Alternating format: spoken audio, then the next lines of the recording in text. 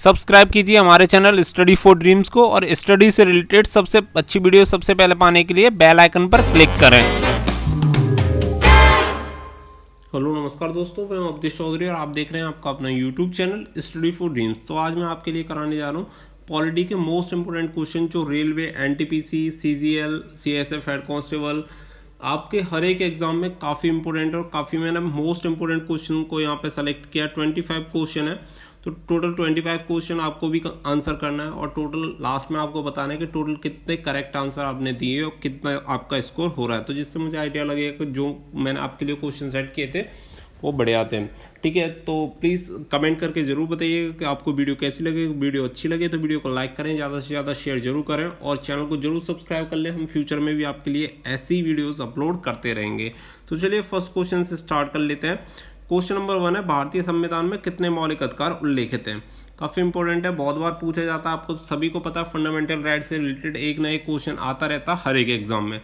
तो option A है 5, option B 6, option C 7 और ऑप्शन डी 8।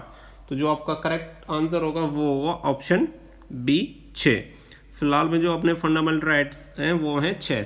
हालांकि पहले जो हुआ करते थे वो 7 हुआ करते थे, लेकिन उसमें एक संपत्ति का अधिकार हुआ करता था, राइट, तो उसे हटा दिया गया था वहाँ से। राइट टू प्रॉपर्टी का 344 में उसे कानूनी अधिकार यानी लीगल राइट बना दिया गया था। बात कर लेते हैं क्वेश्चन नंबर 2 की। निम्नलिखित में से किस अनुच्छेदों को आपातकाल के दौरान स्थगित नहीं किया जा सकता? तो ऑप्शन ए है 19, ऑप्शन बी 20, 21, ऑप्शन सी 22, 23 और ऑप्शन डी अनुच्छेद 24, 25। तो आप सभी को पता होगा कि चाहे कितनी भी इमरजेंसी लग जाए लेकिन एक चीज़ को कभी भी स्थगित नहीं किया जा सकता, वो है जीने का अधिकार। और जो जीने का अधिकार आता है वो आता है 20, 21 के अंतर्गत। तो इसलिए 20, 21 को स्थगित नहीं किया जा सकता किसी भी कंडीशन में। नंबर 3, भारत का प्रथम गवर्नर जनरल कौन था? तो ऑप्शन ए है आपके पास Lord Canning, option B Lord Curzon, option C Lord Wavell और ऑप्शन सी लॉर्ड माउंटबेटन। तो जो आपका करेक्ट आंसर होगा वो होगा ऑप्शन ए लॉर्ड कैनिंग। काफ़ी इंपॉर्टेंट क्वेश्चन है, बहुत बार पूछा जा चुका है। रेलवे एनटीपीसी में भी ऐसे एग्जाम लास्ट बार भी पूछे गए थे और मैं आपको बता दूं रेलवे ग्रुप डी हर एक एग्जाम में ऑलमोस्ट ऐसे पूछे गए हैं। रेलवे के एएलपी का एग्जाम हुआ था उसमें भी पूछे गए थे और सीजीएल में बहुत बार पूछे जा चुके हैं। CPO, CGL, SSC, GD constable हर एक में पूछे ही जाते हैं। नंबर 4 पे बात कर लेते हैं, भारत का उपराष्ट्रपति बनने के लिए न्यूनतम आयु कितनी होनी चाहिए? ऑप्शन ए है 30, ऑप्शन डी 35, ऑप्शन सी 40 और ऑप्शन डी 37। तो जो करेक्ट आंसर होगा वो होगा आपका option B is the correct answer. 30 वर्ष होनी चाहिए, 35 ईयर होनी चाहिए राष्ट्रपति बनने के लिए। ठीक है, चलिए अब नेक्स्ट क्वेश्चन की तरफ चलते हैं। क्वेश्चन नंबर 5, निम्नलिखित में से कौन सा न्यायिक आदेश उच्च न्यायालय या उच्चतम न्यायालय द्वारा किसी भी व्यक्ति को सार्वजनिक कार्यालय पर अधिकार करने से रोकने के लिए जारी किया जाता है? यानी निम्नलिखित में से कौन सा न्यायिक आदेश उच्च न्यायालय या उच्चतम न्यायालय द्वारा किसी व्यक्ति को किसी सार्वजनिक कार्यालय पर अधिकार करने से रोका जाता है? ऐसे जैसे मान लीजिए कि आप एक गवर्नमेंट सेक्टर में जॉब कर रहे हैं और आप बैंक में जॉब करते हैं, तो ये आदेश इसके लिए दिया जाता है कि आप बैंक पे अपना अधिकार ना जमा लें। तो चलिए इसके लिए ऑप्शन दिया गया, ऑप्शन उत्प्रेषण लेख, ऑप्शन बी परमादेश, ऑप्शन सी निषेधा और ऑप्शन डी अधिकार पक्ष। तो जो इसका करेक्ट आंसर होगा वो आप सभी को पता होगा कि इसका आंसर होगा correct answer option D is the correct answer, अधिकार पक्ष। क्वेश्चन नंबर 6, नीति आयोग का निर्माण निम्नलिखित में से किस संस्था के स्थान पर किया गया है? ऑप्शन ए योजना आयोग, option C IRDA, option C दूरसंचार और ऑप्शन डी सूचना प्रौद्योगिकी विभाग। आप सभी को पता होगा कि पहले एक चीज हुआ करती थी योजना आयोग। योजना आयोग की ही जगह पे नीति आयोग को लाया गया 2016 में। तो इसका जो करेक्ट आंसर होगा वो होगा योजना आयोग। योजना आयोग की जगह नीति आयोग का निर्माण किया गया। क्वेश्चन नंबर 7 की तरफ चलते हैं। भारत के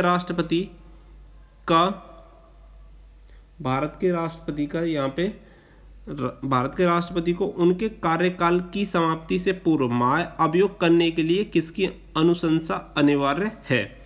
तो यहाँ पे थोड़ा गलत लिख गया, भारत को उनके, ठीक है, भारत को उनके कार्यकाल की समाप्ति से पूर्व महाभियोग करने की अनुशंसा अनिवार्य है। ऑप्शन ए प्रधानमंत्री, ऑप्शन बी लोकसभा अध्यक्ष, ऑप्शन सी भारत के मुख्य न्यायाधीश और ऑप्शन डी संसद के दोनों सदन। तो जो आपको करेक्ट आंसर देना है वो बताइए फटाफट से। इसका जो करेक्ट आंसर होगा वो होगा ऑप्शन डी संसद के दोनों सदस्य, लोकसभा और राज्यसभा। लोकसभा अपना लोअर होता है और राज्यसभा अपना अपर होता है। एल से लोअर बनता है, एल से लोअर बनता है, इसलिए आप इसे याद रख सकते हैं कोरिलेट करके कि एल से लोअर लोकसभा एक निम्न सदन होता है और राज्यसभा इसका उच्च सदन होता है। यानी जो अपर हाउस होता है वो राज्यसभा और लोअर हाउस होता है वो लोकसभा। क्वेश्चन नंबर 8, भारतीय संविधान में कितने प्रकार के न्यायिक आदेश हैं? तो फटाफट से ऑप्शन आप देख लीजिए। Option A 5, option B 4, option C 3 और ऑप्शन डी 2। तो जो इसका करेक्ट आंसर होगा वो होगा आपका ऑप्शन ए, 5 प्रकार के न्यायिक आदेश हैं। नंबर 9 पे चलते हैं। भारतीय संविधान में कितने मौलिक कर्तव्य हैं? तो मौलिक कर्तव्य, अभी हमने बात करी थी मौलिक अधिकारों की, फंडामेंटल राइट्स की, लेकिन यहाँ पे हमारी कुछ फंडामेंटल ड्यूटीज़ भी बनती हैं। तो जो फंडामेंटल ड्यूटीज़ बनती हैं वो हैं आपकी option A 5, option B 7, option C 9 और ऑप्शन डी 11। तो जो करेक्ट आंसर होगा वो होगा option D is the correct answer. 11 हमारे फंडामेंटल राइट्स हैं। ठीक है, जो सबसे लास्ट था वो शिक्षा का अधिकार था जिसे ऐड किया गया था 11वां।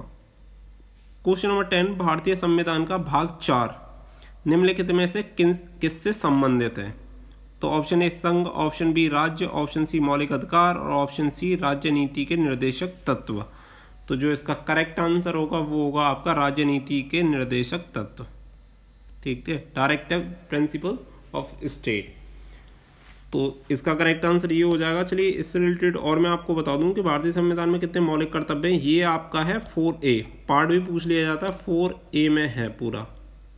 4A में फंडामेंटल ड्यूटीज की बात की गई है। चलिए क्वेश्चन नंबर 11 देख लेते हैं। भारतीय संविधान में राष्ट्रपति के चुनाव की प्रणाली किस देश से ली गई है? Option A Britain, option B संयुक्त राज्य अमेरिका, ऑप्शन सी आयरलैंड और ऑप्शन डी ऑस्ट्रेलिया। तो जो आपका करेक्ट आंसर होगा वो होगा ऑप्शन सी, करेक्ट आंसर है आयरलैंड। भारतीय संविधान में राष्ट्रपति के चुनाव की जो प्रणाली ली गई है वो ली गई है आयरलैंड से। क्वेश्चन नंबर 12, अधिकार परीक्षा शब्द का शाब्दिक अर्थ क्या है? यानी अधिकार परीक्षा आप सभी को पता होगा, कोई किसी सार्वजनिक ऑफिस पे अपना कब्जा ना जमा ले, इसके लिए एक आदेश दिया जाता है उच्चतम न्यायालय द्वारा या उच्च न्यायालय द्वारा। तो इसका शाब्दिक अर्थ क्या है? ऑप्शन ए परमादेश, ऑप्शन बी वर्जित करना, ऑप्शन सी किस अधिकार से और ऑप्शन डी निम्न में से कोई नहीं। तो जो क्वेश्चन इसका करेक्ट आंसर होगा वो होगा किस अधिकार से। जो इसका शाब्दिक अर्थ होता है वो होता है किस अधिकार से, अधिकार परीक्षा का मतलब। क्वेश्चन नंबर 13, भारत के राष्ट्रपति पद के लिए कौन शपथ दिलाता है? ऑप्शन ए भारत की governor general, option A Bharat के मुख्य न्यायाधीश, ऑप्शन भारत के प्रधानमंत्री, ऑप्शन डी भारत के उपराष्ट्रपति। तो आप सभी को पता होगा इसकी जो शपथ दिलाते हैं वो दिलवाते हैं भारत के मुख्य न्यायाधीश। अगर भारत के मुख्य न्यायाधीश वहाँ पर उपलब्ध ना हो तो जो उच्चतम न्यायालय के वरिष्ठतम जो न्यायाधीश होंगे वो राष्ट्रपति को शपथ दिलवाते हैं उस कंडीशन में। क्वेश्चन नंबर 14 देख लेते हैं। निम्नलिखित में से कौन सा भारतीय संसद के संगठन है? यानी किस किस से मिलकर भारतीय संसद बनती है? यहाँ पे दिए गए राष्ट्रपति फर्स्ट पे, सेकंड पे राज्यसभा और थर्ड पे लोकसभा। फिर यहाँ पे आपको ऑप्शन चूज करने हैं। ऑप्शन ए है फर्स्ट और सेकंड से मिलकर, option B first and third से मिलके, ऑप्शन फर्स्ट एंड सेकंड से, सी में दिया गया फर्स्ट एंड थर्ड से और डी में दिया गया फर्स्ट सेकंड थर्ड से। तो जो इसका करेक्ट आंसर होगा वो होगा ऑप्शन डी। हमेशा जो संसद मिलके बनती है वो राज्यसभा, लोकसभा और राष्ट्रपति से मिलके बनती है। नेक्स्ट क्वेश्चन देख लेते हैं। क्वेश्चन नंबर 15, निम्नलिखित में से कौन सा भारत राज्य का कार्यपाल अध्यक्ष है? जो कार्यपाल अध्यक्ष होता है वो कौन होता है? ऑप्शन ए प्रधानमंत्री, ऑप्शन बी राष्ट्रपति, ऑप्शन सी कैबिनेट सचिव और ऑप्शन डी वित्त सचिव।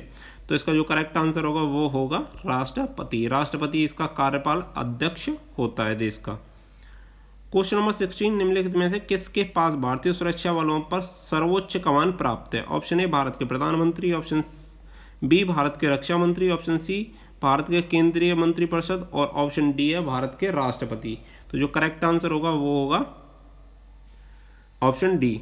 तीनों सेनाओं का कमांडर इन चीफ होते हैं राष्ट्रपति। तो इसी वजह से इन्हें भारतीय सुरक्षा बलों पर सर्वोच्च कमान प्राप्त होती है, क्योंकि कमांडर इन चीफ हैं तो सिंपल सी बात है कि भारतीय सुरक्षा बलों पर सर्वोच्च कमान भी इन्हीं की होगी। क्वेश्चन नंबर 17 आ जाता है, दल बदल कानून भारतीय संविधान की किस अनुसूची में दिया गया है। तो देखिए, अनुसूची याद करने के लिए मैंने आपको एक ट्रिक बताई थी, बहुत अच्छी ट्रिक थी। अगर आपने वो ट्रिक देखी होगी तो आई होप कि आप आसानी से उसे कर लेंगे। अगर आप उस ट्रिक को देखना चाहते हो, ऊपर मैंने बेल आइकन में एक आई बटन पे उसका लिंक दिया गया है। आई बटन पे क्लिक करके आप उस लिंक को, उस ट्रिक को देख सकते हैं। उसके माध्यम से आप आराम से पूरी की पूरी जितने वो शेड्यूल्स हैं, अनुसूची हैं, उन्हें आप आराम से याद कर लेंगे। ऑप्शन ए दूसरी सूची, ऑप्शन बी 10वीं सूची, ऑप्शन सी तीसरी अनुसूची, ऑप्शन डी चौथी अनुसूची। तो जिसका करेक्ट आंसर होगा वो होगा 10वीं अनुसूची। अब 10वीं अनुसूची को याद कैसे रख सकते हैं? 10वीं आप देखेंगे यहाँ पे भी 10 है और दल बदल उसमें भी सबसे पहले दा आ रहा है, तो दोनों को कोरिलेट करके आप याद कर सकते हैं, दल बदल और 10वीं।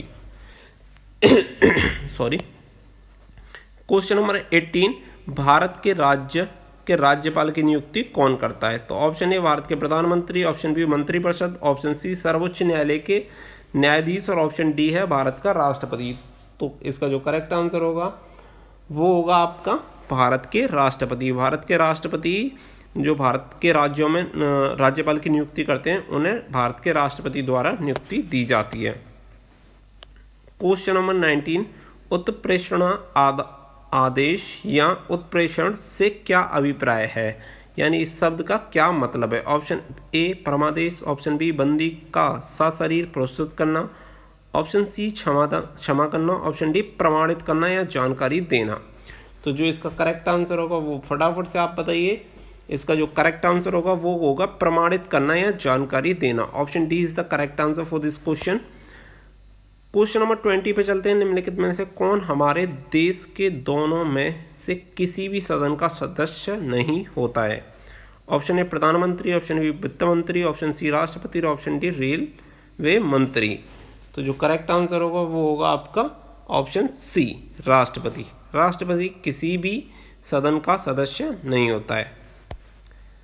क्वेश्चन नंबर 21, भारतीय संविधान के किस अनुच्छेद में आपातकाल का प्रावधान है? तो option A 350, option B 352, option C अनुच्छेद 312 और ऑप्शन डी अनुच्छेद 280। तो आप सभी को पता होगा राष्ट्रीय आपातकाल स्थिति जो लागू की जाती है वो की जाती है 352 के तहत। क्वेश्चन नंबर 22 पे चल लेते हैं। क्वेश्चन नंबर 22 आप देखेंगे, भारतीय संविधान के किस निम्नलिखित भाग में मौलिक कर्तव्यों का उल्लंघन दिया हुआ है? तो मैंने आपको इससे पहले ही जब आया था कि कितने मौलिक अधिकार हैं, तो मैंने आपको बताया था कि टोटल जो मौलिक कर्तव्य जो अपने फंडामेंटल ड्यूटीज़ हैं वो 11 हैं, और जो वो दिए गए हैं पार्ट 4 ए में। डायरेक्टिव एंड प्रिंसिपल्स दिए गए हैं, वो दिए गए हैं।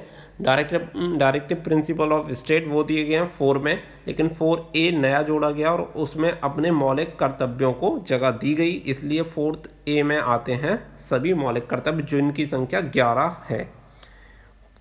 क्वेश्चन नंबर 23, भारत में राज्य का राज्यपाल बनने के लिए न्यूनतम आयु कितनी होती है? ऑप्शन ए 30 वर्ष, ऑप्शन बी 25 वर्ष, ऑप्शन सी 35 वर्ष और ऑप्शन डी 45 वर्ष।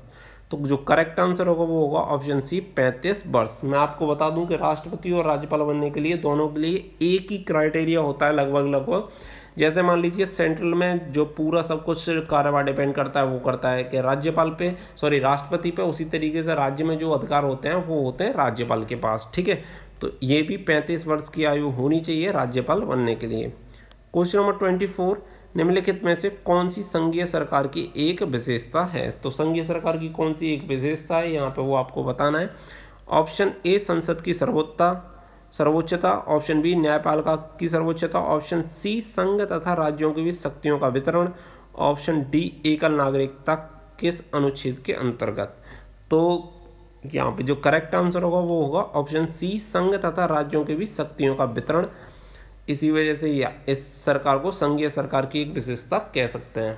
क्वेश्चन नंबर 25 आ जाता है, तो क्वेश्चन नंबर 25 देख लेते हैं। भारत के राष्ट्रपति द्वारा वित्तीय आपातकाल लागू किया जाता है, तो वित्तीय आपातकाल कौन से अनुच्छेद के अंतर्गत लागू किया जाता है उसका करेक्ट आंसर आपको देना है। तो ऑप्शन ए दिया गया है 32, ऑप्शन बी 349, ऑप्शन सी अनुच्छेद 360 और अनुच्छेद 355-25। तो जो इसका करेक्ट आंसर होगा वो होगा आपका 360। जो वित्तीय आपात स्थिति लागू की जाती है राष्ट्रपति के द्वारा वो की जाती है आर्टिकल 360 द्वारा। 352 द्वारा 3 प्रकार की आपत्ति स्थिति लागू की जाती है इंडिया में, आप सभी को पता होगा। एक होती है नेशनल इमरजेंसी, एक होती है स्टेट इमरजेंसी और एक होती है फाइनेंशियल इमरजेंसी, यानी राष्ट्रीय आपातकाल, राज्य आपातकाल और आपका वित्तीय आपातकाल। तो देखिए जो राष्ट्रीय आपात घोषित की जाती है वो की जाती है आर्टिकल 352 में, 356 में राष्ट्रपति शासन लगाया जाता है यानी स्टेट में लगाया जाता है, और 360 के अंतर्गत जब हमारी वित्तीय आपात स्थिति खराब होती है, मतलब वित्तीय स्थिति खराब होती है, तब हमारे यहाँ पे वित्तीय आपात स्थिति घोषित की जाती है। मैं आप सभी को बता दूं कि अभी तक हमारे इंडिया में कभी भी वित्तीय आपात स्थिति लागू नहीं की गई है, और ये काफ़ी अच्छी बात है कि आज तक हमारे देश में कभी भी वित्तीय आपात स्थिति लागू नहीं हुई है। उम्मीद करता हूं कि जितने बार क्वेश्चन है पूरे क्वेश्चन एकदम इंपॉर्टेंट थे, हर एक एग्जाम में पूछा गया, कभी ना कभी जरूर पूछा गया, 110% मैं आपको गारंटी के साथ बोल दूं, और काफ़ी इंपॉर्टेंट क्वेश्चन है, हर एक एग्जाम में आपके लिए हेल्पफुल साबित होंगे। अगर वीडियो अच्छी लगी हो तो वीडियो को लाइक करिएगा, ज़्यादा से ज़्यादा शेयर जरूर करें।